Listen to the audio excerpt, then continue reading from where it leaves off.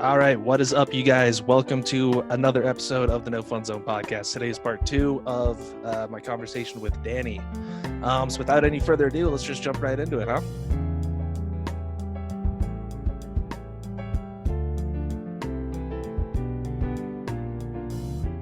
Even back then, the stuff that you did with oil painting kind of shone through. Like the one that you have in that sort of corner, basically the color version of the one that you gave me. With like yeah. That's I'm assuming that's you have the like this sketch study. Yeah. Yeah. But like adding all that sort of, I'm assuming that was with That's oil. with oil. Yeah. So yeah, watching you, because like those ones always sort of stood out to me a little bit more. I think I'm so passionate about oil paintings that like I devise a big project that'll take like 2 months and be like, okay, like, and so I sink so much of my time and effort and energy into that it's like, I think they come out like it shows. I want to show you my most recent, which I haven't released to the public yet. Dude. Fuck. Everything about that is so up my alley. It's like, it's devilish, it's sort of satanic, but also, I don't know, it's not like satanic for the sake of just purely being like satanic and like devil. Not like a shock, like Satan. No, exactly. It's more just like, I mean, satanic probably is the wrong word to use for it, but like, you can say satanic. That's fucking occultish, where it's sort of like, it's more pagan, I guess, would be a better word. I feel like it's super pagan. Oh man, I am so influenced by the pagans, man, especially the European pagans. I think whether I actually do or not, I feel like sometimes I can feel a connection to like my deep ancestry. I think it's probably just because I'm a fucking history Tolkien nerd. Maybe that's fucking wrong. Well, I mean, paganism had a huge influence on Christianity as we know it today.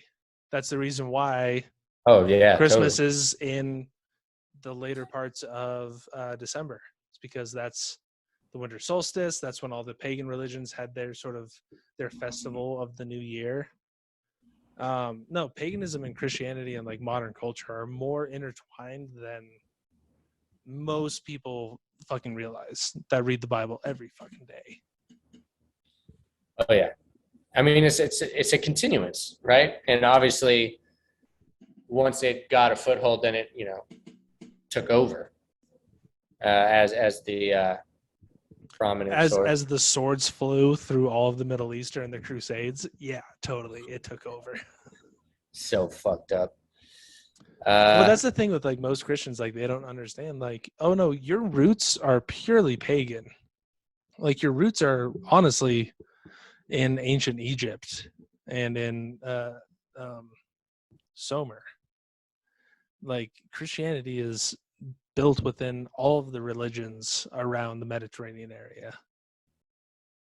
I can't figure out how to share the screen, and the conversation is getting right up my alley, so I'm going to it's my computer won't grant access to something recording, and I'm too fucking lazy to figure it out right now because I can't have a conversation and do this at the same time. We'll do it next time. Yeah. But yeah, Christianity, man. I was recently learning about Hypatia. Do you know who she was?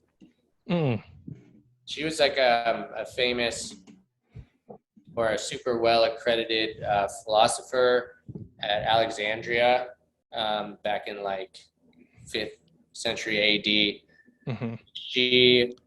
Her father, I don't know his name, was the guy who ran the Library of Alexandria. And so, she was bucking all the female stereotypes and being like, I want to be a teacher and philosopher. And so like, she got it. She was so smart. She was, and I don't know if she's one of the first, but she was a Roman who postulated that we live in a solar system that's heliocentric, not what's it called? Not Terra-centric or whatever, the Earth-centric. Yeah. And we revolve around the sun, not the Earth. Or exactly. The universe revolves around the sun. Yeah. And 5th century AD was when Christianity was really taking a hold, craze throughout the whole Roman Empire. It had taken roots, with Constantine in the 4th century, and so it was like the main religion of the empire. And she was labeled as a witch because she would educate, all the Roman delegates, diplomats that were in the city and stuff. So the Christians came in, destroyed the Library of Alexandria, and burnt her to the fucking stake. Oh, I didn't realize she was involved with that. Her death is accredited with, the end of the Roman Empire, the beginning of the fall, so to speak, of the long decline. But the Dark Ages. Yeah, and that's really when I feel like was the big switch where Christianity became this zealot thug around Europe for the next 1,500, 2,000 years. Has it been? No, 1,500 years. Yeah. Well, the Council of Versailles, I want to say it is. Okay. There's a lot of those goddamn councils that they had, but which one are you thinking of? Basically the one where all of the Catholic Church sort of got together and essentially decided what books were worthy to be in the Bible, and what books weren't. Yeah. And that's where the Dead Sea Scrolls come from, and all like the stories of Jesus and Mary Magdalene. The Gospel of Mary. Yeah, exactly. And basically, the idea of painting Christ in more of a sort of realistic light, as opposed to let me see if I can look this up. Council. Try Nicaea. Oh, I think it is Nicaea.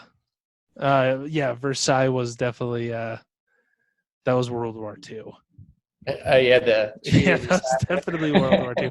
I always mix those up in my head for some reason. That's okay. Yeah. But yeah, the Council of Nicaea. In 8325. So exactly the sort of time frame that we're talking about, and that's basically when the Christian lore went from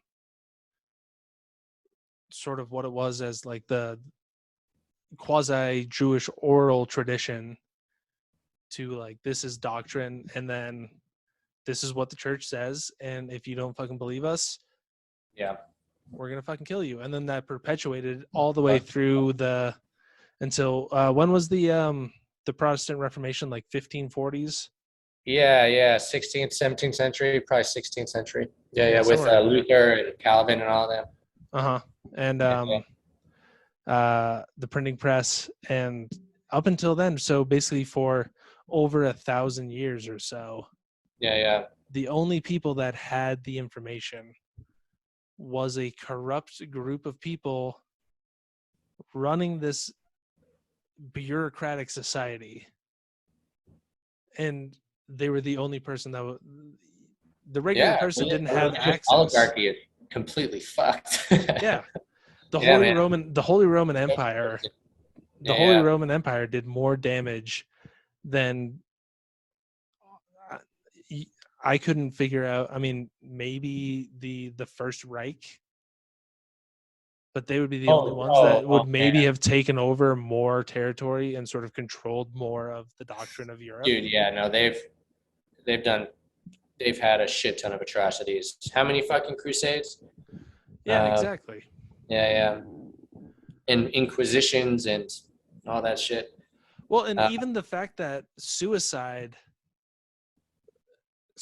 became illegal under the church, because logically, if you die and you are a Christian and you believe in Christ and you accept him into your heart, when you die, you just get to go to heaven. So logically, wouldn't it make sense that it'd just be oh, I could just stop my life right now and just go to heaven? Jesus loves me, boom. Yeah, exactly. And then the church was we're losing way too many followers. It's basically the first Instagram models. It's we're losing followers. We can't let this happen anymore. We're losing so many followers every day. Can't addict laws. Yeah. We'd be fucked. Okay, guys, you can't commit suicide. You can't unfollow me. That would be fucked. If everyone that you followed on Instagram or something, you could never unfollow. Oh, there's some people I wish I could just unfollow in real life. I was just about to say that. There's so many people that would just be like, I wish I could just X them out of my life completely and never have ever met them before. If you want to, you can, I suppose. But kinda. So yeah, I mean, there's certain people that always have a way of showing back up, I feel like.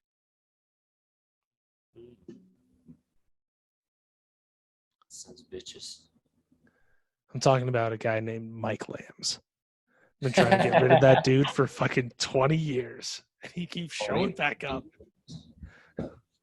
Yeah. No. Back in the day, we always used to just show up at each other's front doors. There's no escape. Do you remember that? I think we're the last generation that ever really got to fully do that. Yeah, we like knocking. I'm lucky about that. Yeah, not having like a phone or texting or like gaming online, and that's how you connect with all your homies. Because we have been totally fucked. We'd be like, get online, and like right. We had to go and do it, But like knocking on your door, and Marty or John answers and go, "Oh yeah, knowing my parents. Is Danny home? Hi, yeah. Is Danny home? We're gonna go down into the. We're gonna go to the BMX track. Yeah, and not smoke pot. Yeah, definitely not.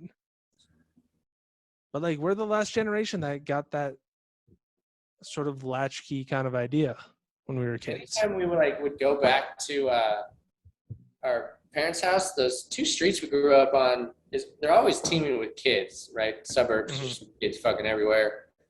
And like in the 90s and like the early aughts, it was like we were either playing like football or like hockey or like having crazy like giant neighborhood tag. Like there's always kids running around outside, and like kind of after college, feel like you come back, it's like the neighborhoods were kind of like desolate. Like there's the same amount of kids, but like they weren't they didn't there's so much immediate entertainment inside the home that no one was really outside. Why would you go outside when all of your friends are on PlayStation and you could just go play video games? Like we used to have to all either walk or skate or bike over to Charlie's place because he had the Xbox to play fucking Halo or Call of Duty. Oh, classic, dude. And you try to play multiplayer, and you all had to do the honor system of you can't look at my screen, you can't cheat and know where I am. Yeah. And you would build up like barriers because it would get so competitive. Right. You literally block the side of the television. Yeah. Yeah, and kids don't have that nowadays. Classic, archaic. No. Yeah, I remember Halo 2 was like the first video game I played that was multiplayer, like live online, and it was a game changer. And I'm really glad I sold my Xbox before I went to college. I was like, I'm not going to make any friends if I have my Xbox. I want to be the nerd that's stuck in my dorm if I have that. Yeah. But luckily, for better or worse, my parents and just like our lifestyle instilled, you got to go out and you got to go meet people. You got to fucking go talk to people. You got to get out there, Yeah. Not saying that you have to, but I guess I'm just glad that was our upbringing and the I guess what we benefit from it. I just fucking dig. No, I agree wholeheartedly. Like I'm already just naturally, I've always been a very, very introverted person. Yeah. Like I still love going out with friends and like doing stuff with friends. And, I have a great time doing that stuff, but also I just need time by myself. But if I was an introverted like 10 or 11-year-old today, I feel bad for those kids because they're going to be the ones that end up stuck just like stuck in the world of you don't actually have to interact with anyone. Yeah, so when I was when I was watching Charlie's Dogs, he has an Oculus, the virtual reality goggles. Oh, cool. That are like, it's awesome. I definitely ate a handful of mushrooms. No way. Smoked some weed and played Oculus, and like, dude, they have one where it's a simulation of being in the space shuttle. Not the space shuttle, the ISS, the International Space Station. Cool. And when you're really fucking high, like, it throws your whole calibration off. I almost fell over like 5 times because you actually start feel like you're floating and you're grabbing onto things and like moving yourself through the cabin. And I would like try and look over this way, and then all of a sudden I would just like fall on my ass. That's awesome. And it was like really interesting, but it was also like, I had a glimpse into like how easy it would be to get sucked into that world. Such immediate gratification. Yeah, you don't think that's the first time I've ever done a real virtual reality simulator thing.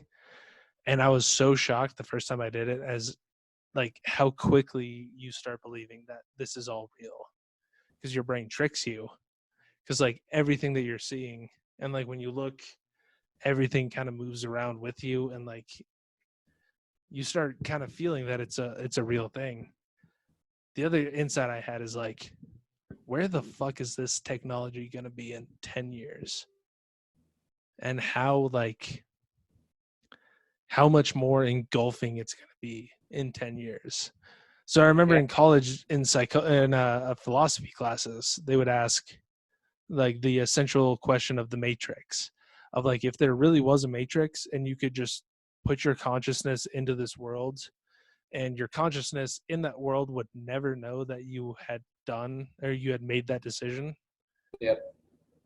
Would you do it or would you not? And back then it was like, absolutely not. But like, as things get better and better, like there's going to be a high majority, maybe not a majority, but a high percentage of people that will be like, yeah, fuck yeah, I'm a fat fucking gross piece of shit. I hate my life here. I'm going to go be a superhero in this world.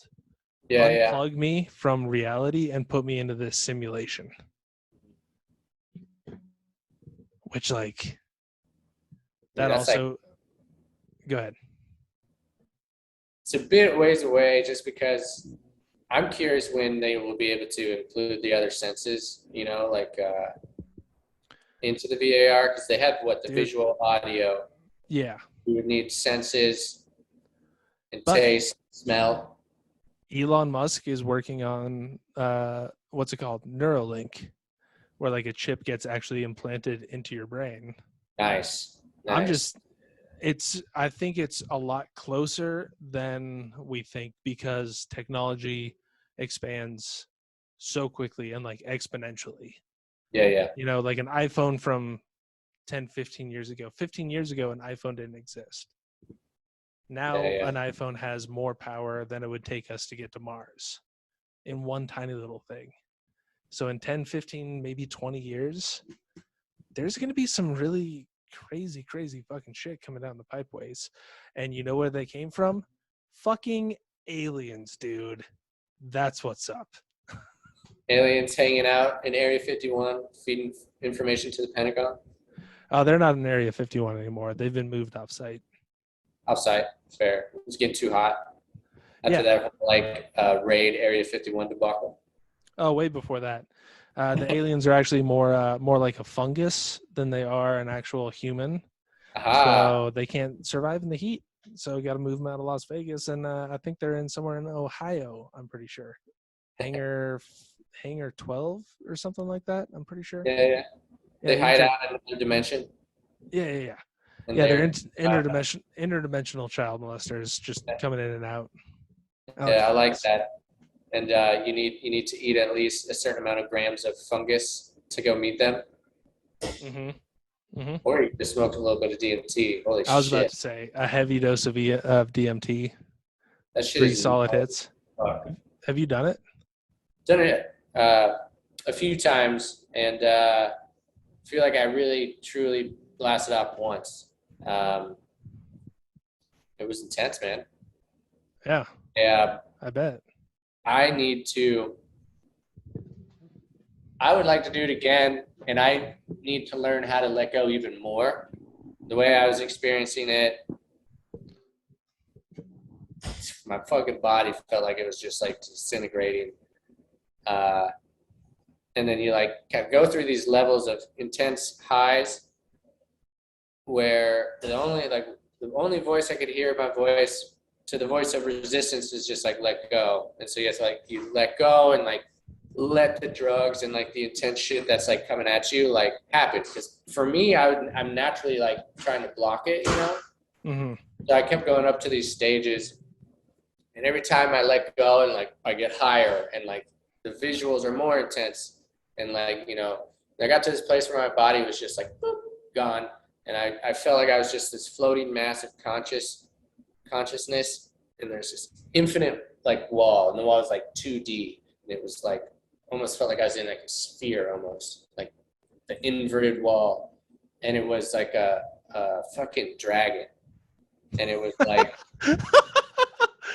straight up like the walls. It was like a fucking dragon, man. You know, the walls were squirming and shit, and it was just a massive serpent, and it had like these emeralds on it, and all these white serpents and geometrical patterns were like spitting out of it, and it was like, hey man, if you're ready to let go of this next level, you know, just accept, otherwise this shit's gonna fuck you up, and then it starts to like constrict me, and I think around that time I was also coming down from the high. And so maybe what I should have done is smoke more DMT, and like, then I could have been like, okay, I let go, and like gone through that veil. But I came out of that trip in an understanding of I still need to learn how to fucking let go more, you know? That's interesting. Which I think it's, I mean, well, it's just a fucking lesson that I got out of it, I guess. Yeah, no, and I would say that's probably a pretty fucking valuable lesson. That's something that I've been struggling with. What's that? That's something I've been struggling with, is like learning how to let go of the control and like the ego, and like trying to figure out how to not be so like concerned with what's leading up to the moment, just be in the moment. Yeah. And that's hard. That's really hard. Yeah, it's really tricky, especially when a lot of it's uncomfortable, or like, you know, just like maybe a little gnarly or something. It's like, I guess, for example, like sometimes it's hard to be in a moment when you're suffering for whatever reason, whether it's physical, emotional, whatever. It's like, how can you, I guess the question I've been asking myself is like, how can you, it's essentially the conversation, or like one of the ideals of the Stoics. It's like, how can you like master your emotions, and I guess when you're suffering, I guess suffer with grace, and to understand that like this moment, you know, is, I guess, just a miracle enough that you're experiencing it, and so to handle how you experience it. One thing I heard along those lines is somebody saying that their sort of quote unquote mantra was just to say, yes, thank you to everything in life. When shitty things come up. Can I stick my dick up your bum, Ryan? Yes, thank you. Ooh. No, I mean, no, not like that. Like it's, I mean, you're good. You're good. That was funny. I enjoyed it. The dig up my butt, to be honest. So I said, yes, thank you. It's what, your dick? What were you going to say? No, but it's kind of like, do you remember the movie, the Jim Carrey movie, Yes and? Or no, Yes Man. Where he like sets a deal to say yes to everything? Yeah. Yeah. So it's the idea of, it's not like taking that idea where like Jim Carrey's character has to say yes to every circumstance that comes up to it. Yeah. It's more of just acknowledging the place that you're in the universe. So if something good happens to you, you say, yes, thank you. This is good. This is awesome. Thank you. Yeah. But also when something bad happens to you, also saying, okay, yes, thank you. It's not even saying like yes to the situation, but like, this is where I'm at, acknowledging where I'm at, and this is where I'm going to go with it, I guess. So it's not like acceptance and grace. Exactly. Like, yeah. That's cool, man. I like where that. It's just, you take what's given to you because you accept the things that you can't control, and then you use that as either a learning experience or as a positive motivation towards doing something else. Absolutely, man. So, that, I don't know. I enjoy that when thinking about the negative shit. And I guess, when I mean negative shit, I mean like fucked up shit that happens, or, anything that you like have a hard time letting go, anything that causes you to like suffer for whatever intense purpose. It's like really at the core of all of that, when looking at the scope of your life, they're all just moments for you to attempt to improve and get better. Because it's like what doesn't kill us makes us stronger. Accept the shitty things that happen to you. Yes, thank you. Yeah. Brilliant. No, exactly. It's taking even a negative situation can lend a positive outcome. Exactly. But then also a positive situation can still help you get better. When something good comes your way, don't take it for granted. Just be appreciative of it and be like, yo, this is a cool thing that the universe or God or whoever you want to say has sort of given to me. This is a good sort of lining up of moments. Regardless, I mean, even the shitty situations. These moments are lining up, and you can either look at them as, oh, this is going to ruin me and this is going to fuck me up for a long time, or, oh, I can try and use this constructively and retone my framework of how I see things. Yeah. Yeah. Absolutely. I don't know. It's basically, I'm really getting into Buddhism right now, so nice. Not a big deal. No. Awesome. Actually, I do kind of want to actually start like looking into Buddhism because I've heard a lot of people talk about the general sort of frameworks of it, but I haven't delved deep. But like, yeah, Buddhism is like, it's kind of just live and let be. Mm-hmm. And just like pulling yourself out of the framework of the world around you and just like, this is what it is. Yeah. It is what it is. That's all there is to it. It is what it is, man. I've been dabbling with Taoism. That painting of the skull, like the kind of pagan looking one, is it's about life and death and the Taoist principles of, how they're two sides of the one coin kind of thing. And you can't have one without the other, so you might as well fully embrace your death. Like, which is nice because it makes you let go of your ego, right? I think the working title of this painting is Ego Mortem, which is it has many translations. Ego death? Abandon your ego, yeah. And I've really, really been enjoying Eastern mysticism. And I'm about to delve into Buddhism, so I'm really excited. We'll definitely have to start having more conversations about it.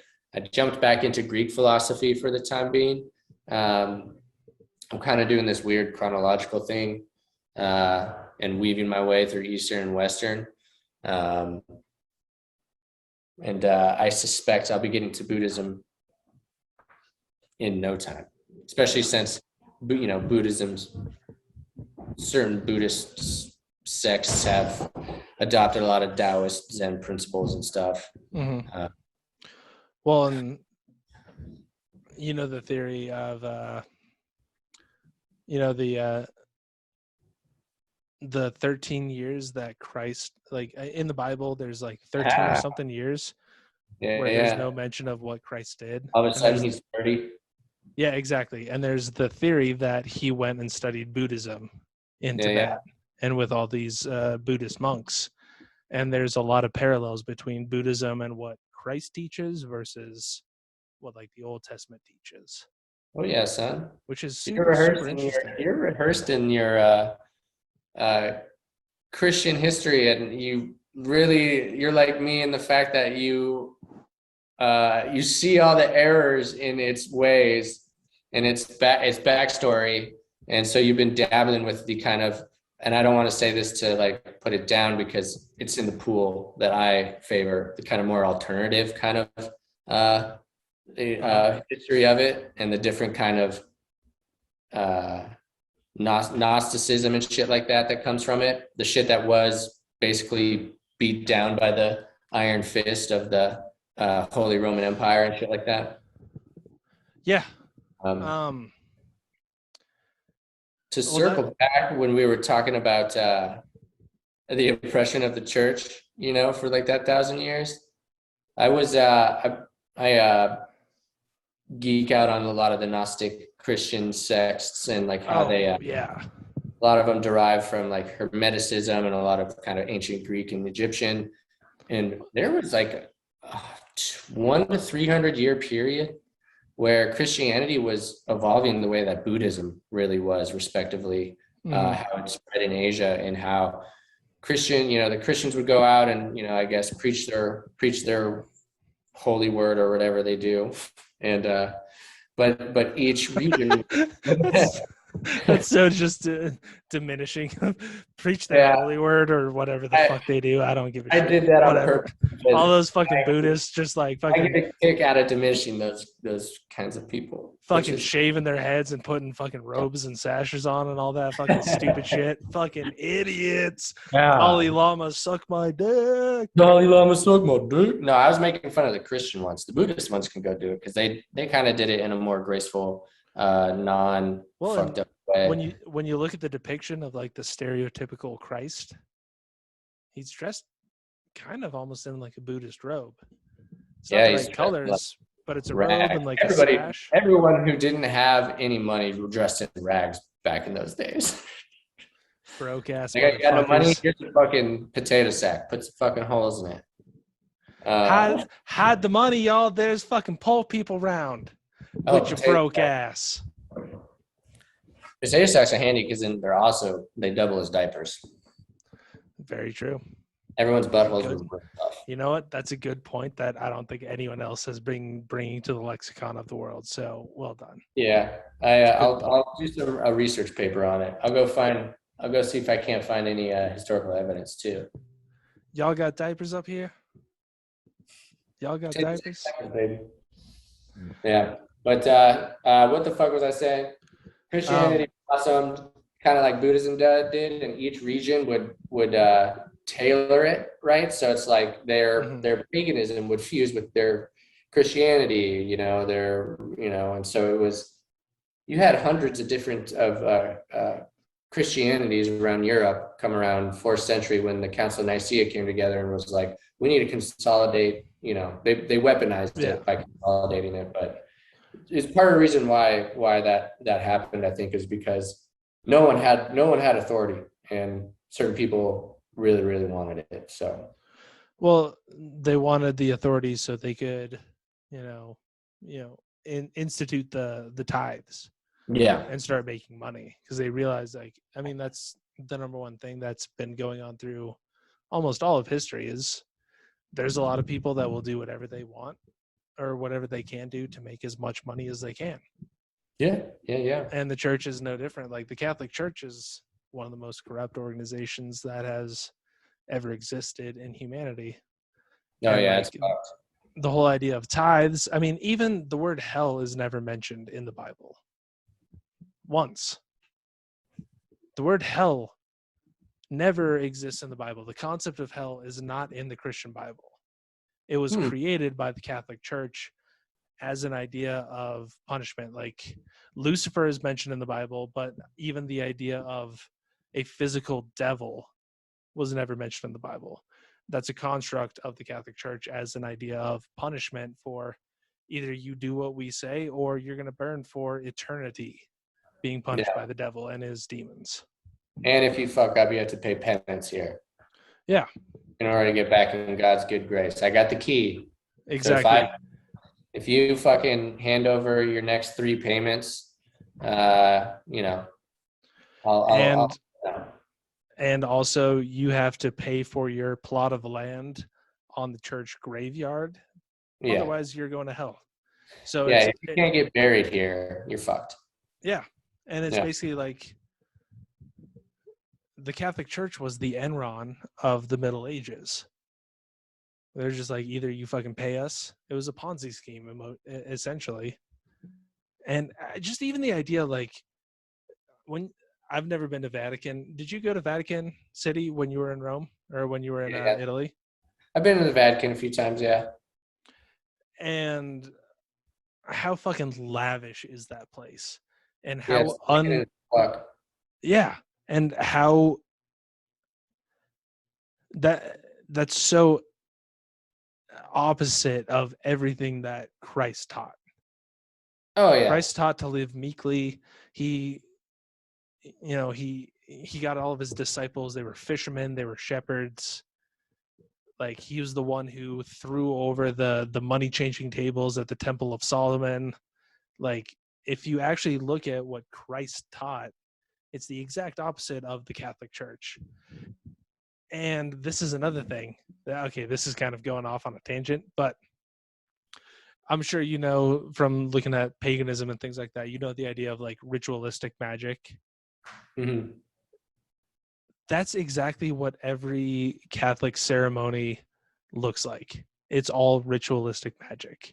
It's chants and prayers and songs to summon some sort of being. And it's honestly like so crazy. Like, it's the ultimate con. And fucking Christ's blood and body. Exactly. Oh, exactly. The crackers and the fucking wine. That's ritualistic magic. That's exactly what, like, it's just wine and bread until somebody's ritual magic comes and blesses it. Then it's official. Exactly. Same thing with the fucking water that they dunk the fucking babies in. It's just water. Water. Olivesino campere, sabere pante cane baro. Oh. It's just like, it blows my mind. It's the ultimate con where they're essentially doing ritualistic pagan magic ceremonies. Dude, it's the ultimate con in such that they're like, our future leaders and our future minions are going to also be so convinced that what they're doing is right. Mm-hmm. You know what I mean? It's not like a deep, dark secret that everybody in the church is like, we're doing fucked up shit so we can get our way. It's like literally people who grabbed power and through a couple generations of probably nepotism and all that stuff of their families gaining power and shit, literally convincing generations that this is the ultimate truth. Yeah. And so the ones who are in power are already twisted because and on top of it, they got this hubris because they're like, I am the chosen one, essentially, you know? And then it almost becomes like a cult mentality of like, I'm the chosen one. I am David Koresh. You will listen to me. Who's David Koresh? David Koresh, he was the guy behind the Waco cult. Okay. In the 90s. Yeah. Or what was the Japanese guy? Fuck. I'm not up to date on all my cult leaders at the moment, but like a Charles Manson. Like a Charles Manson. Of just like, I'm Jesus reborn. You guys all got to listen to me. What's that motherfucker's name that invented Scientology? L. Ron Hubbard. L. Ron fucking Hubbard. Yeah, or Joseph Smith for Mormonism. Mormons, yeah. Same fucking thing. So Christianity was like the original just cult. Also, I've always thought it's really interesting that the word cult, you can just basically say is it's a religion that is just old enough that we don't know the people that started the religion. It's just a cult that grew bigger than the cults that we have today. Totally. But cult is so close to the word occult, meaning like the Satanism or like dark arts kind of shit. But totally. It's the same fucking thing. Like, and it's two sides of the same coin. It's the yin and the yang. Religion and the occult it's the same fucking thing all across the board. It's just whose team are you fucking on right now? You know? Yeah, totally. I'm looking up the definition of a cult: supernatural, mystical, magical belief, practices, or phenomena. Yeah. Oh, does that not describe the Catholic fucking religion to a fucking T? Yeah, it totally fucking does. Yeah. It's ritualized magic to gain access to the supernatural world. Of Angels. Or involving or relating to having sex with young little boys for power. For sexual pleasure. Different. There's some people in the occult have taken it way too far, but like. Oh no, I made that. I that wasn't okay. I was making fun of pedos in the church. Which is like, I mean, that's another thing. Is like, that's also congruent. So like, if you look at the conspiracy theories of the day, and like the Alex Joneses of the world, when John Podesta is running a pedophile cult through Pizzagate, but so that's scary good, dude. I mean, you even got like the strong jawline of Alex Jones. And you know, and Black Hawk helicopters are coming in, and there's interdimensional child molesters coming to steal your babies, and I'm not the spokesman of this group, but have you seen Hillary Clinton is a lizard? Hillary Clinton is a fucking lizard. I've been working on my Alex Jones. Crushing it, dude. You fucking nailed it. and it's the stuttering that really does. And Sundar Pichai, the CEO of Google. And George Soros is passing down talking notes down to this people. And now we're going to take a break real quick to sell some supplements.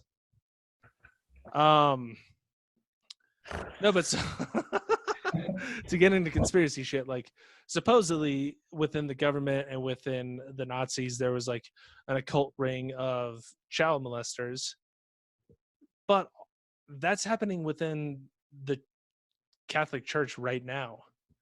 Oh, big time. So that's another sort of weird connection of just like, oh no, you guys are performing the same kind of magic. You just have two different names for who you're quote unquote worshiping. Right. Which is so weird. Mm-hmm. Like over Christmas when I was down at my mom's place, after she went to bed, I was like watching something on TV. I think I was watching Always Sunny, and I turned off like the on demand, and it was stuck on just like a cable channel, and it was the Catholic Mass for Christmas Eve. And I sat there and watched it for fucking 25 minutes, even though I was like ready to go to bed because I was just like mesmerized. And the fact that like you guys are performing essentially the same thing that like occult, ritual magicians, like people like Aleister Crowley were performing. Yeah. It's the same fucking thing. Yet you hold yourself on this high pedestal of we're holier than thou, even though we do the same fucking fucked up shit that you guys do. Well, in their defense, they're like, this isn't magic, this is faith, and it's God acting through me, where that's dark magic and that's through Satan, and they're fucked up. So we're okay, we're good, but they're fucked up. Well, but that's just semantics. Oh, well, that's what the same acts. They say to comfort themselves, to realize the fact that, essentially what they're doing is basically that. Yeah, they're disassociating themselves with like. Yeah. Oh no, we're and it's tribal, and it's like, oh, we're on this team. They're exactly right. A bunch of subjective semantics. Yeah, which is it confounds me that people still believe in that. Like I was hanging out with this chick who I found out after we'd been hanging out for a little while that she was like hardcore Catholic. And that was essentially pretty much a deal ender. Ooh, I thought it meant essentially that she had really interesting sexual kinks and you guys fucked for a bit. Oh, that happened too. Yeah, that's good. Yeah, no, it was good sex for sure. That's It was awesome. a bunch of good, kinky, weird sex. Yeah. And she was like a Catholic schoolgirl and all that shit. So, but when she told me, I was just like, do you actually really still believe that shit? Like, do you believe all those stories? And she was like, oh yeah, totally. I was like, are you fucking serious? You're fucking, she's technically a year older than I am. Like, you're 32 and you believe this shit? And you said she was a Catholic? Uh-huh. So she took the King James Bible literally. They don't really have too much room for, interpretation. They're kind of a verbatim word for word kind of church. Yeah, I mean, basically, like, I didn't want to go into too much detail because I would just end up arguing for the entire night. No, that's okay. Because, like, if we started the conversation for real, I would have been like, oh, you fucking believe in fucking Jonah and the goddamn whale? Yeah, yeah. Like, first of all, it wasn't a whale. It's a fucking fish. Excuse me, sir. Yeah. It's like, I'll go toe-to-toe with you on biblical knowledge. I've learned enough to research this so I can refute it to people like you. And that's yeah. Well, so how deep did she go? Was she a fundamentalist? Not like ultra fundamentalist, like the world is 6,000 years old and evolution is a lie.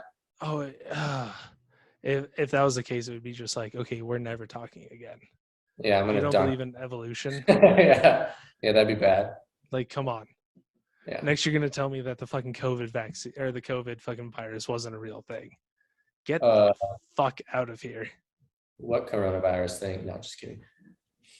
Well, I mean, I think it's good to part ways with people who are, and it's like so many people probably, I know because I see it in my family, my big Irish Catholic family. I see it in the souls and eyes of my family members who are still quote unquote Catholic, and it's a total party thing. Like I vote Republican because I was born and raised in a Republican Party, right? And so like it's like that with the churches, and so it's like tribalism. And so they just accept this. They're basically spoon-fed these ideologies, and they're like, great, I don't have to fucking worry about certain things that my brain is trying to think about. I can just disregard it. I can go on living my happy life and being easily governed, easily directable fucking sheep, And so it's, but that's, choose to take the blue pill, right? Is the red pill the one where you fucking wake up, and the blue pill is where you go back to the Matrix? I don't remember. Whichever pill makes you not go through the Matrix trilogy. For sure. Fucking took that one. Yeah, but like, that's one of my fundamental problems with the church in general is like that idea of. All right. It was good though, right? That was good. All right, that was good. Fundamental problem. So wait, what is it? The fact that you're just kind of not, it's not that you're not allowed to ask questions, but you're very discouraged from asking questions. Yeah. Which, like, that's not how my brain works. My brain goes like, okay, well, how does that, what do you mean? I need to break this down in a logical sense that makes sense to me. Mm-hmm. And if you can't give me a logical reason of why that is, then yeah, dude, I'm not going to subscribe to that unless you can explain to me, like, okay, here's the X, Y, and Z of this. Yeah. But like, I mean, that's always, once I sort of lost my strict religion, like I still kind of like, and also I'm not knocking Christians or Christianity in any way. Neither of us are. We're just talking about like the fundamental flaws. But like once I sort of lost that traditional Christian idea and sort of found my own after I found my own like spiritual path and stuff like that, you know what I mean? Like once I really found my spirituality, I went out to Santa Cruz for a weekend, and oh my God, like I went to a Reiki healer and he showed me just like exactly what I needed to think about and just judge my life.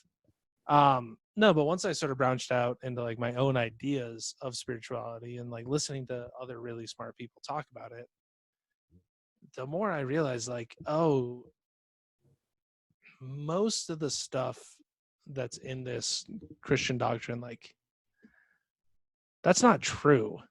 There are good metaphors and there are good insights and there are good things to learn from the Bible, but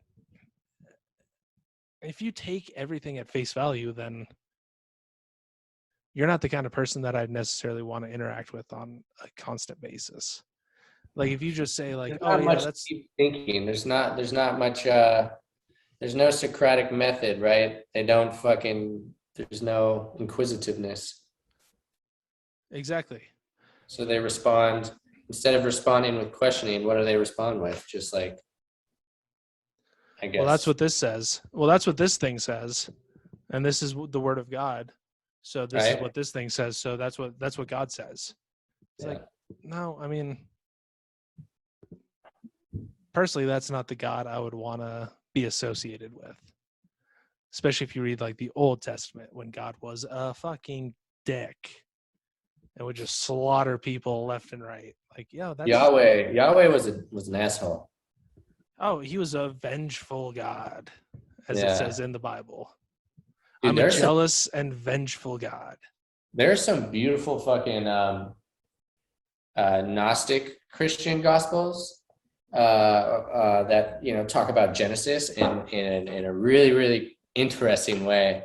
And I don't know the specific actual like sect of like Christianity that did this, but I can send you a book. This girl, Rain Easler, did some really cool research on these ancient Gnostic Christianities.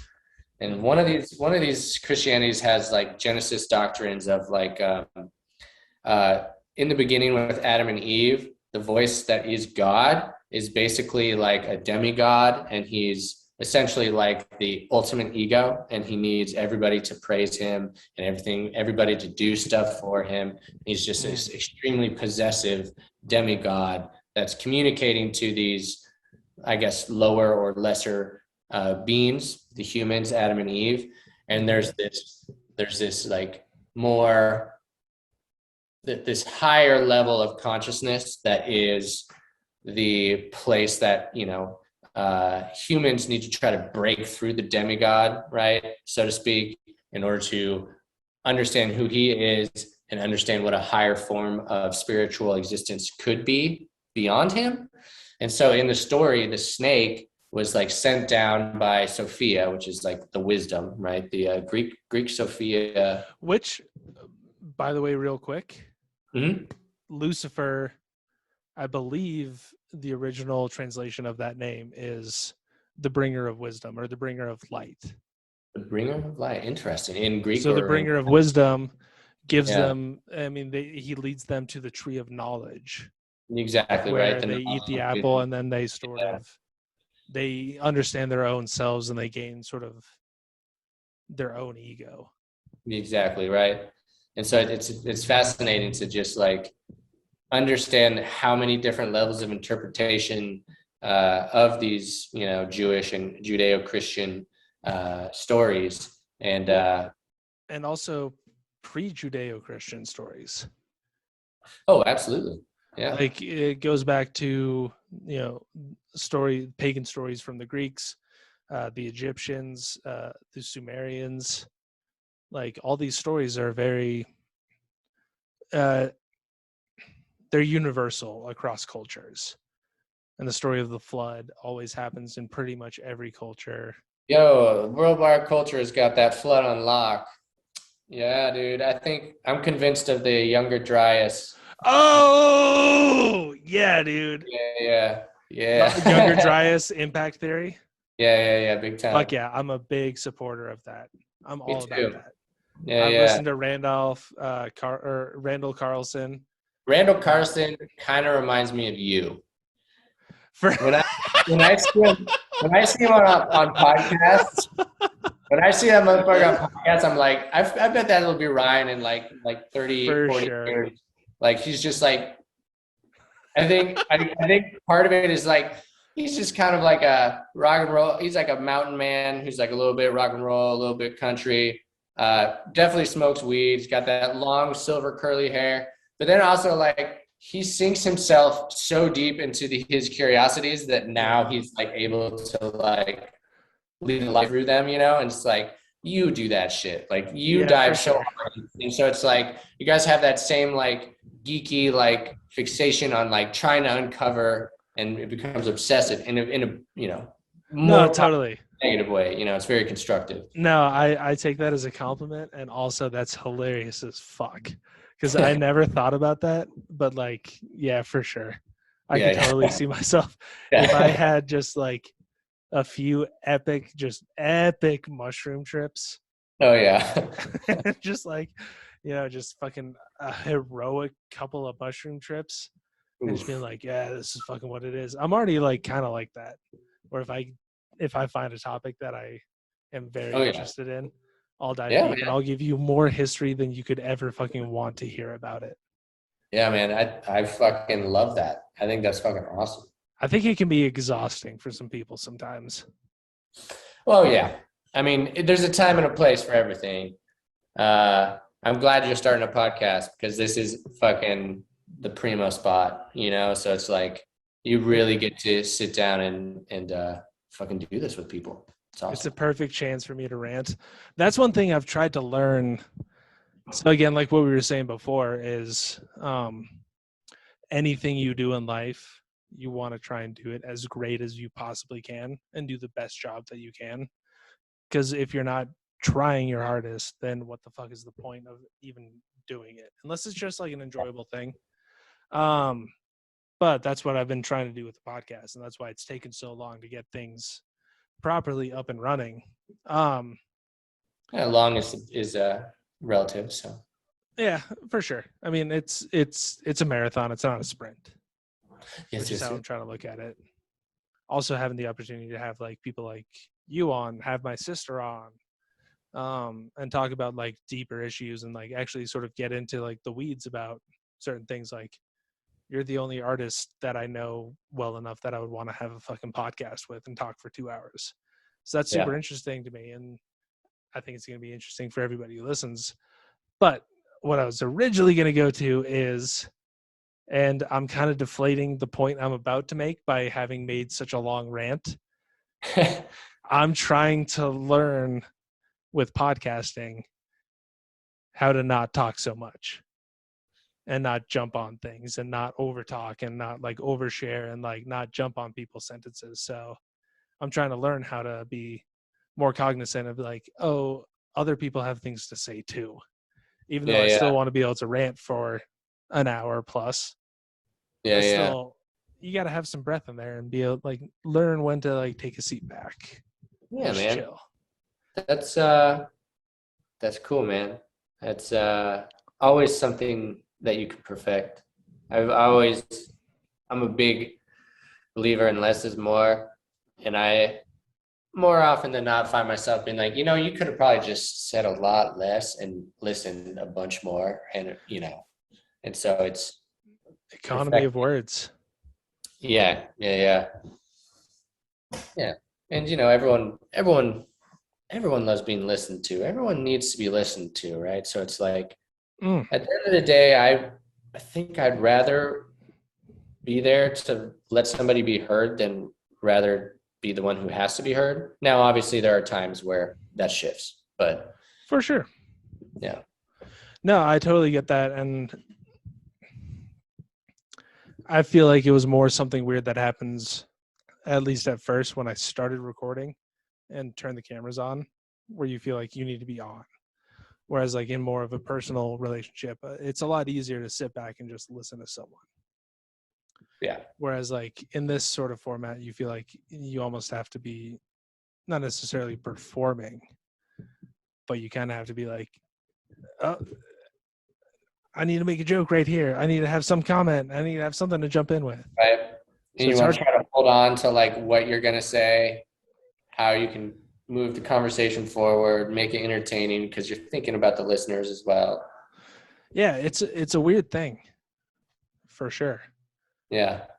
And I think going back to like sort of what we first started talking about is music helped with that, and like playing music with like, or just the idea of jamming and not having it necessarily like, how many times would we just be in, Charlie's basement and say like, all right, we're going to pick the key of A and just start playing music. And to be able to turn that into something that sounds good, you have to be listening constantly. Yeah. And adding your own feedback when it's necessary and sort of jumping back and forth. So like, yeah, listening is key, I guess. Yeah, man, absolutely. Even though it's hard as fuck. Because sometimes I'm like, oh, I have so many great ideas I want to share with everyone right now. Plus, dude, there are people who I wish I could listen to, but the moment they start talking, I'm like, Oh yeah. You gotta pick your battles for sure. Yeah. There are so many people where after a couple sentences come out of their mouth, in my mind, I just go, all right, dude, I'm gonna catch you later. This conversation's over. I gotta go. Yeah. What was that? Oh, yeah, I'll be there in a second. All right, cool. Yeah, man. All right. Hey, catch you later, man. It's like, okay, dude. Hey, man. I appreciate you doing this. This is awesome. Thank you so much. I guess let everyone know what you where they can find you, what you want to plug. Instagram, whatever. Check out my website. It's DannyStarrArt.com. That's Star with 2 R's and Danny with Y. I got my Instagram is dstart. It's awkward spelling, DSTARRT. I regret nothing. If y'all are in North Carolina or on Google, check out Valhalla Gallery.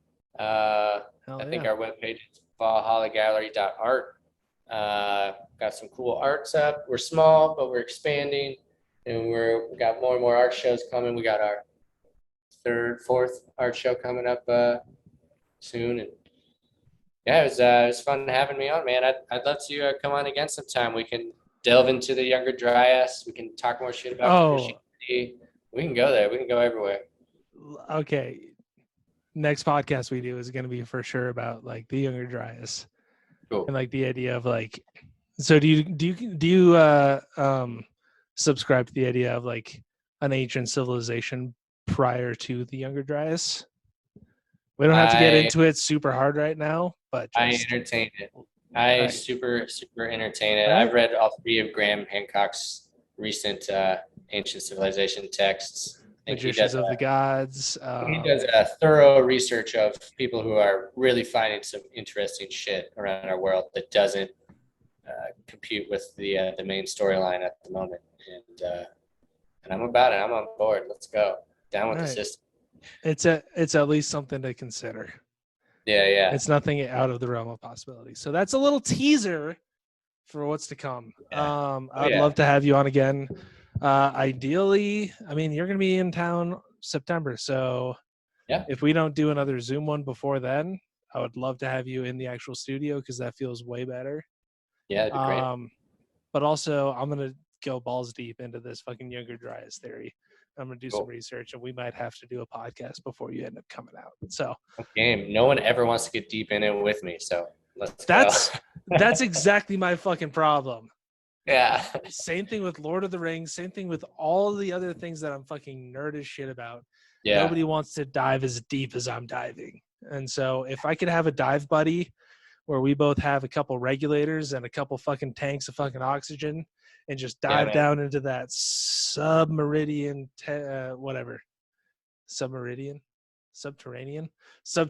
realm. Yeah. I'm there with you, baby. We can go dive in all day. Fuck yeah, guys.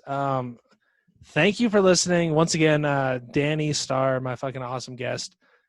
Fucking thank you, brother. Love you, man. Yeah. Love you, man. As far as our stuff goes, check us out. Instagram, Twitter, at @nofunzonepod. Shoot us an email, nofunzonepod@gmail.com. And our shitty website that Charlie still needs to finish is nofunzonepod.com. All right, you guys. That is it for another episode. Had a great time talking with Danny. I think that was a fun conversation. Definitely going to be having him back on the podcast in the future for sure. So, like we said at the end, follow everything he does on social. Visit his gallery if you're in the North Carolina area. As far as us, do the usual stuff. Follow us on Instagram, No Fun Zone Pod. Subscribe, like on YouTube. We are now on Spotify, Google Podcasts. We're all over the place. So check us out, and we will see you again next week. Thanks.